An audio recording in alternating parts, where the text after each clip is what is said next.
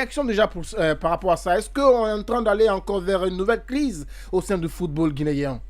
Bon, tout d'abord, je voudrais dire que ça, c'est vraiment quelque chose qui est dommageable pour le football guinéen. Vous n'êtes pas sans savoir que nous sommes dans un CONOR qui est censé normaliser la situation qui préexistait. Mais si à l'issue de tout ce qu'ils ont eu à faire, on se retrouve devant la même crise qui les a amenés, je pense que c'est vraiment dommageable. J'étais quand même surpris de la décision de la commission électorale de recours invalidant la ça candidature. Ça a surpris plus d'un quand même. Hein? Voilà, donc je ne sais pas. Moi, je pense que les acteurs du football doivent voir l'intérêt général. Il ne faut pas qu'on suive ici des personnes pour des intérêts vraiment égoïstes. Parce que j'ai comme l'impression qu'il y a une guerre des clans qui s'est invitée dans cette histoire. D'accord. Il faut voir l'intérêt du pays. Bien. Il faut carrément mettre de côté tous ceux qui peuvent être amenés à créer des scissions, des clivages dans le football guinéen. Il faut miser sur une nouvelle génération qui pourrait vraiment sortir ce football de l'ornière. De l'ornière. Oui, Souma, une nouvelle crise qui pointe à l'horizon ou pas? Bon, pas totalement une nouvelle crise parce que ça a été toujours ainsi quand il y a des toujours été optimiste. Oui, ça a été toujours ainsi. C'est pas une première en Guinée. Quand nous avons les élections au niveau de la FEGIFOOT, ça a été toujours comme ça. Mais je rejoins mon ami Kalé, d'où il affirme qu'il faut maintenant qu'il y ait de nouvelles têtes parce qu'il faut maintenant rajeunir tout ça. Les maturés, on l'a déjà vu, les CAPES et autres. Donc il faut finir avec cette vieille classe politique, comme je l'ai toujours dit. Il faut finir avec ces vieilles personnes et trouver une nouvelle jeunesse qui peut vraiment donner un goût à notre vraiment équipe nationale et pourquoi pas à la fédération. Parce qu'on a besoin de ça maintenant. Alors, quelles pourraient être les conséquences si toutefois le congrès n'est pas lieu? On est à quelques semaines maintenant de la CAN où la Guinée doit prendre part et le CONOR, c'est quand même la mise en place de CONOR, c'est une crise. Ça, il faut quand même le reconnaître. Oui. Et le CONOR est là pour passer, pour organiser tout ça, pour vraiment élire un nouveau président à la tête de la FEGIFOOT. Quelles pourraient être les conséquences de ça? La Guinée se prépare, le football doit vraiment poser les vrais jalons pour avancer. Si encore ce congrès sur lequel beaucoup d'espoirs sont fondés ne se tiennent pas aujourd'hui, Souma, selon toi, quelles pourraient être les conséquences? Pour l'instant, je m'abstiens à donner toute réponse par rapport à ça. Moi, je voudrais que le congrès se tienne et que tout se passe dans un délai c'est le souhait de tout le monde quand même. Voilà, je pense qu'ils vont se revoir et mettre tout en place parce que la CAN déjà pointe à l'horizon pour que tout rentre en ordre, afin que notre CELI tant espéré puisse nous fournir quelque chose, malgré que nous voyons que vraiment le résultat n'est pas comme ça. Exactement. Mais nous souhaitons que, parce que nous sommes très optimistes, nous pensons d'abord au meilleur avant le pire, donc nous pensons que les choses vont bien se régler avant que nous ne pensions aux conséquences. Là, Moussa Kali, la même question. Quelles pourraient être les conséquences si toutefois ce congrès ne se tient pas aujourd'hui? Bon, la conséquence immédiate, c'est la prorogation du mandat du CONOR. Exactement. Je vais dire que à qui profite le crime? Parce qu'en fait, il y avait un débat sur le fait que le CONOR ne voulait pas aller et qu'il voulait organiser les élections. Maintenant qu'il y a une crise qui les permet de se maintenir, on peut se demander à qui profite le crime. Exactement. Voilà. Bien. Donc, c'est ça. Alors, on va passer à cet autre sujet de notre toute table, messieurs, dans ce studio. Cette semaine a été également plus ou moins bouillante au ministère de la Santé et de l'Hygiène publique avec le limogeage du ministre Dr Mamadou Pete Diallo, qui est remplacé par Dr Omar Djoué Ba, qui était jusque-là directeur national de la pharmacie et du médicament. Qu'est-ce qu'on ne nous a pas dit, messieurs? L'actualité a tellement évolué à 360 degrés que juste après son limogeage, il a été interpellé pour s'expliquer. Et à l'heure où je vous parle, il a passé sa première nuit, certainement sa deuxième nuit à la direction des investigations de la gendarmerie pour être entendu sur des cas présumés de corruption, parce que Charles Rouet a sorti encore un autre communiqué pour injonction aux fins de poursuite. Souma, votre regard au FNDT par rapport à cela? On a comme l'impression que cette fois-ci-là, la main du colonel n'a pas tremblé. Bon, ça n'a jamais tremblé, peut-être. Seulement, vous n'avez pas tellement remarqué. Ça a tremblé. Ça n'a jamais tremblé. Au ministère des Mines, il y a des cas de corruption. Vous savez, nous ne pouvons pas parler de vol, nous ne pouvons pas parler d'autre chose tant que nous n'avons pas de preuves. Par rapport au cas du ministre Pété, les preuves sont là. Avec ces problèmes de faux médicaments, sont là, c'est visible. Bien. Vous savez, donc, il ne faudrait pas que nous nous acharnons contre des personnes et puis, ou bien se redresser vers la communauté quand on a des problèmes. C'est loin de ça. Bien. Nous avons dit dès le 5 septembre qu'il faut une moralisation. Et cette moralisation, ça a déjà commencé. Ça n'a pas commencé par Pété. Okay. Si aujourd'hui, quand Pété est en face de ces fautes qu'il a pu commises, qu'il répond à ses actes. Bien. Il ne faudrait pas qu'il s'adosse derrière une communauté. Parce que je vois souvent sur les réseaux sociaux. Oui, je sais de quoi je parle. Je sais de quoi je parle. Bien. Si je vois vraiment que sur les réseaux sociaux, on met Pété comme les photos de profil, c'est comme s'il est accusé. C'est comme si les gens pensaient qu'il est innocent. Mais oui, il faut qu'on sorte de ça. Bien. Si Pété a fait des erreurs, Pété doit répondre seul. Parce qu'au moment que lui-même, il se mettait dans ça, la communauté n'était pas là. Bien. Alors qu'il sort de ça, qu'il répond comme un responsable. Si, vraiment, il a été accusé. C'est avéré. Bon, nous attendons tous qu'il soit sanctionné à la hauteur de sa forfaiture. Là, Moussa, on a encore en mémoire le cas de Yaya Sow, qui a sauté au ministère des Infrastructures et des Travaux Publics. Voilà. Il a été accusé par plein de choses. Mais après, à la fin du compte, on a vu qu'il n'y avait rien vraiment qui pesait contre ce monsieur. Il allait à la Mecque, il est revenu maintenant, il va casser ses occupations. Est-ce qu'on ne va pas vite en besogne? Le cas de Pété, oui, certes, des informations qu'on reçoit sont avérées que oui, il y a des cas de corruption. Il y avait vraiment une mauvaise collaboration, une collaboration très compliquée avec le cabinet, le personnel et même la pharmacie centrale de Guinée par rapport à l'achat de certains vaccins, entre autres. Est-ce que les cas précédents ne devraient pas nous servir de leçon pour aller un tout petit peu doucement avec le cas de Pété Diallo, pour ne pas encore se retrouver devant les faits accomplis quand même? Bon, en fait, moi, ce que je voudrais préciser, c'est que le fait que le président nomme et révoque un ministre, ça, c'est son pouvoir discrétionnaire. Exactement, je suis d'accord. Donc, il peut même pas se justifier par rapport à cela.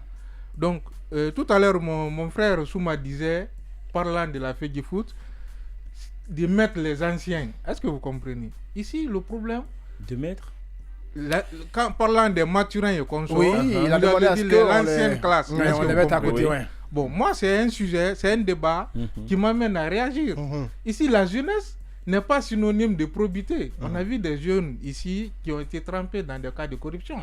Pété, bon, jusqu'à preuve du contraire, il est relativement jeune. Je ne sais pas ce qu'on lui reproche. Est-ce que vous comprenez? Donc, ici, quand il y a des soupçons de corruption autour d'un ministre, il est de la responsabilité du président de le débarquer pour vérifier si ce qu'on lui reproche est réellement prouvé par des faits. Donc nous, au PDN par exemple, nous sommes vraiment à cheval contre la corruption. Tout à fait. Fait pas toutes les actions qui mènent à moraliser la vie publique, nous soutenons.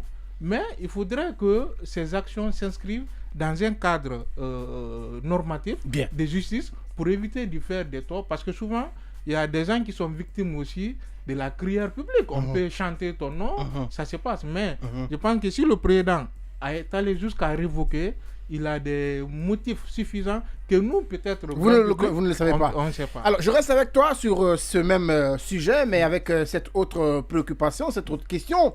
C'est qu'on a tout de suite bondi sur le cas de Pété. Vous voyez, et tout de suite, on a appris qu'il y a des cas de corruption, il a sauté. Mais qu'en est-il? Quitte des autres cas de corruption? Je citais tantôt le cas du ministère des Mines et de la Géologie, où on parle de quand même quelque chose de 2 millions de dollars, ou que le ministère aurait demandé au patron de CIMAF, je sais pas, pour une question d'exploitation, entre autres. Ça aussi, c'est un cas de corruption. Le président, cette fois-ci, là, à ce niveau, ça mène à pas trembler. Les autres cas de corruption qu'on a révélés un peu plus tôt, précédemment, on parle de marché gré à gré, entre autres, le président n'a rien fait du tout. Mais pour le cas de Dr Pété Diallo, tout de suite, il a fallu le limoger et voilà, passer à la vitesse supérieure, quoi. Quitte de la boussole de la refondation, mon cher Laï Moussa Kalei. En fait, c'est vrai que le cas du ministère des Mines, on a tous vu ce courrier, mais il y a ce qu'on voit à première vue, il peut aussi avoir des choses qui sont cachées. Ou bien des préférés du colonel.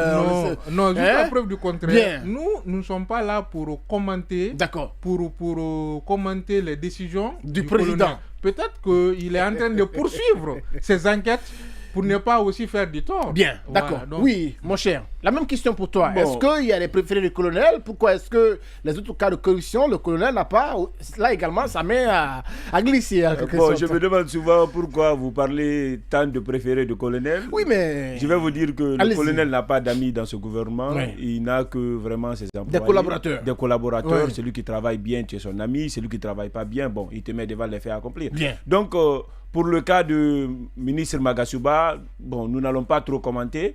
Mais je sais que si il y a corruption, ça finira par sortir. Ça ne va pas trembler. Ça finira par sortir et il sera face à la justice. Mais bien avant ça, le colonel, c'est quelqu'un qui est vraiment assermenté.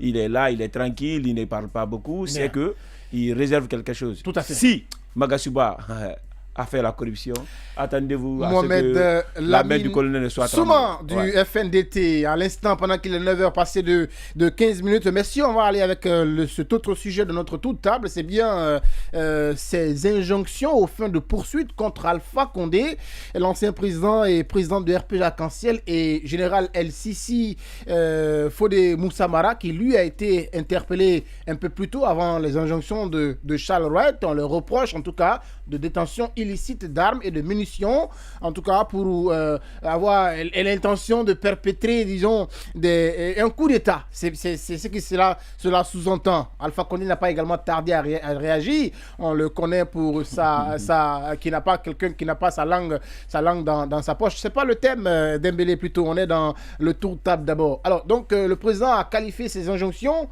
de bouffonnerie. Vous au PEDN, ces injonctions, d'abord l'interpellation de Fodé Moussa Mara, général El Sisi, que son parti a qualifié de kidnapping, et ces injonctions aux fins de poursuite. Est-ce qu'aujourd'hui, juste après, le ministre Mori Kondé également a sorti un communiqué pour demander au RPG Arc-en-Ciel de délivrer les documents de ses partis alliés. Et tout ça, ce cocktail d'éléments, est-ce que ça ne nous amène pas à dire que le RPG Arc-en-Ciel est aujourd'hui ce loup à abattre, mon cher Laï Moussa Kale?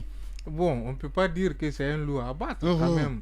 La question qu'il faut se poser, est-ce que cette décision, elle est légale? Est-ce que c'est la loi quelle décision? La décision du ministre Mori Kondé? Non, d'abord, les deux. Vous avez parlé de Charles Wright et du ministre Mori Kondé. Exactement. Est-ce que quelqu'un est au-dessus de la loi en République de Guinée? Je pense que non. Ce qu'il faut peut-être voir, est-ce que toutes les procédures ont été respectées? Est-ce que le fait que le ministre poursuive M. Alpha Condé et M. Mara, est-ce que c'est basé sur des faits?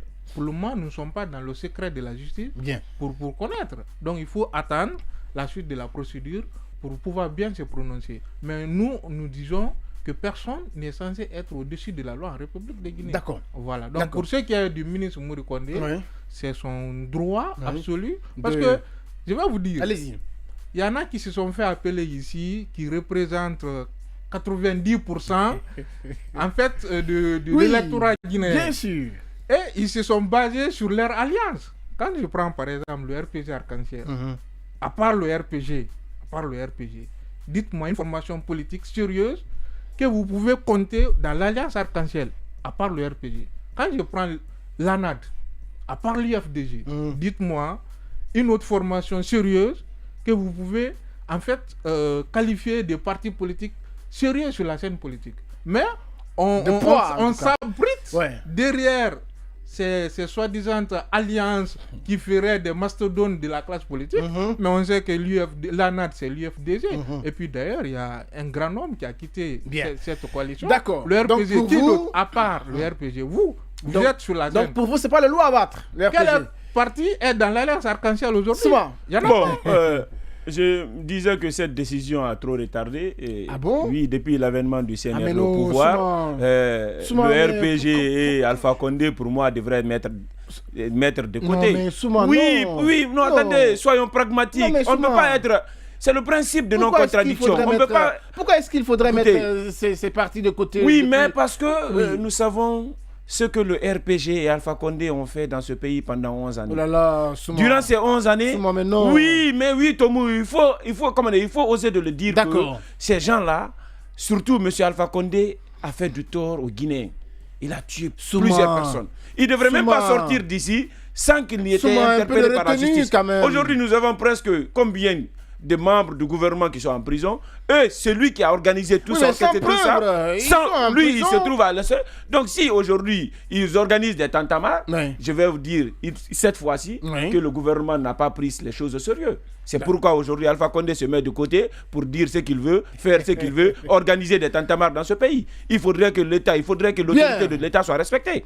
Un Alpha Condé ne peut pas venir gâter notre pays pendant 11 années, se refuser encore un peu dans la sous-région, et puis encore en train de créer encore autre chose. Tu étais en Guinée quand même pendant ces 11 ans. Nous demandons au CNRD d'instaurer l'autorité de l'État. C'est ça. 9 heures passées de... Parce qu'on ne peut pas continuer dans cet entendement. 9 heures passées de... Regarde ce qui se passe à la SIC. Un groupe de jeunes se lève un beau matin pour aller réclamer le retour de leur champion. Maintenant, mais où allons-nous dans ce pays? Bien. Mais on ne comprend pas. Bien, on ne comprend pas. Alors, 9 heures passées de 20 minutes. Messieurs, il y a quand même, avant de passer à notre première thématique, il y a quand même ce fait qui ne paraît pas anodin. Cette interruption, cette restriction de la connexion quand même depuis hier, depuis 17h hier, les Guinéens, en tout cas, n'ont pas accès à certains réseaux sociaux tels que Facebook, Instagram, entre autres, même si quelque part WhatsApp, oui, ça passe, mais difficilement. Cette restriction de la connexion vous explique quoi? Cela sous-entend quoi? Qu'est-ce qui se cache derrière? Parce qu'il y a un communiqué pour l'instant qui a été fait et les Guinéens se plaignent. Cela a des répercussions sur ceux qui délivrent, pourquoi pas, leurs marchandises, ceux qui font des business à travers l'Internet, souvent. Mais Tomou, le problème guinéen est devenu très critique. Oui, mais souvent... Pourquoi à chaque fois il y a des faits, vous cherchez vraiment des causes? Vous pensez que réellement il y a une main noire au-delà de tout? Oui, mais souvent, ça peut être aussi une panne technique. Alors dites-nous votre analyse. Ça peut être une panne technique, ça peut être autre chose. Mais ne pensez pas, il ne faudrait pas avoir d'abord des idées purement subjectives, dire que vraiment, en bas de tout ça, il y a quelque chose. Oui, mais il faut communiquer. La dernière fois, nous étions aussi là, ça ne passait pas. Oui, mais il y a eu un communiqué. Les pannes techniques peuvent vraiment venir et sans que les gens ne soient au courant. C'est au fur et à mesure que nous sachons qu'il y a des pannes. Et puis le communiqué pourra passer. Mais je vais vous dire oui. Mais non, parce que tu cherches toujours des causes. Pas du tout. Tu penses que réellement... forcément, il y a une cause. Oui, mais vous parce que si c'est une panne, c'est qu'il y a une cause. Vous pensez que ces causes-là sont liées vraiment à certaines personnes. C'est là où nous, on ne se comprend pas. Vous pensez qu'il y a toujours une main noire. C'est ça. Réaction calée. La connexion. Je pense que la moindre des choses, c'est de communiquer. Exactement. Nous, on ne dit pas qu'il y a une volonté manifeste derrière pour restreindre les réseaux sociaux. Mais s'il y a un problème technique, il faut simplement communiquer. C'est aussi simple que ça. Donc voilà ce que moi je peux dire. Bien, d'accord. Alors...